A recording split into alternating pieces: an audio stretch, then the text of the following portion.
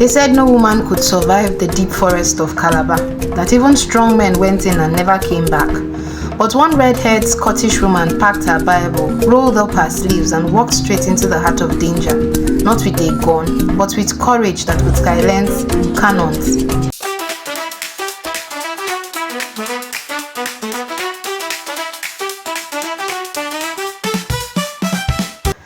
The year was 1848 and the city of Aberdeen, Scotland was shrouded in coal, smoke and hard living. That's where Mary Mitchell Slessor was born, to a poor working class family.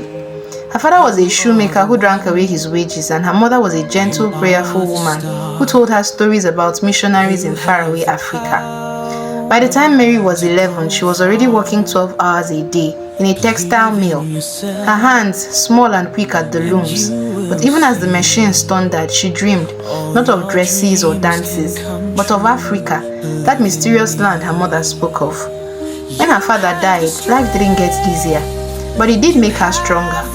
Mary grew into a fiery young woman, tough, witty and fearless. She taught Sunday school, read about the missionary David Livingstone, and one day decided, if he can go to Africa, so can I. In 1876, at just 28 years old, Mary set sail for Calabar in present-day Nigeria as a missionary of the United Presbyterian Church. Now, Calabar in those days was known as the white man's grave. Fever, malaria, and hostile tribes had claimed countless lives. The local Efik and Ibibio people lived by ancient customs, some beautiful, some brutal. Among the most feared was the twin killing practice. Twins were seen as evil spirits, and both infants along with their mother were often left to die in the forest. When Mary heard of it, her heart broke and her fire was lit. She refused to stay in the safe mission house by the coast.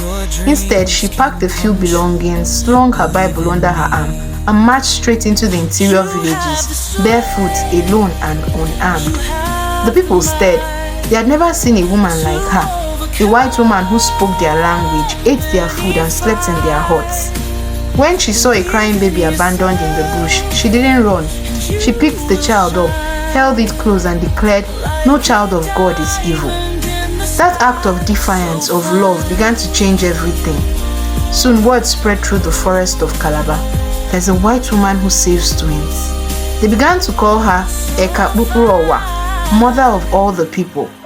Mary adopted many of the rescued babies as her own, nursing them to health while teaching the villagers about mercy and education.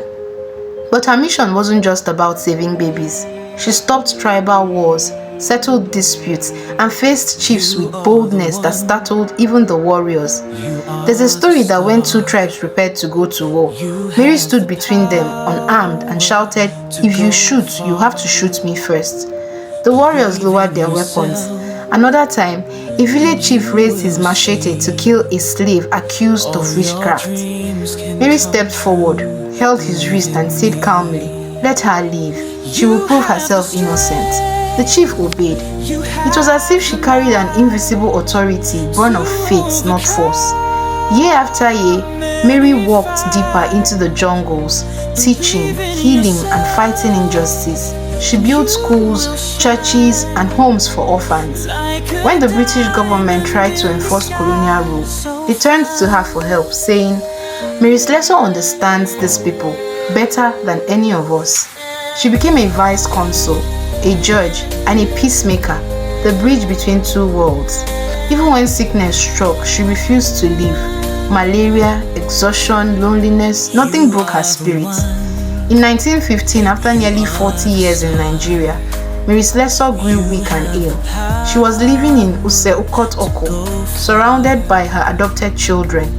On January 13, 1915, she whispered her final prayer and passed away peacefully, her hands still clasped in the warmth of the land she had come to love.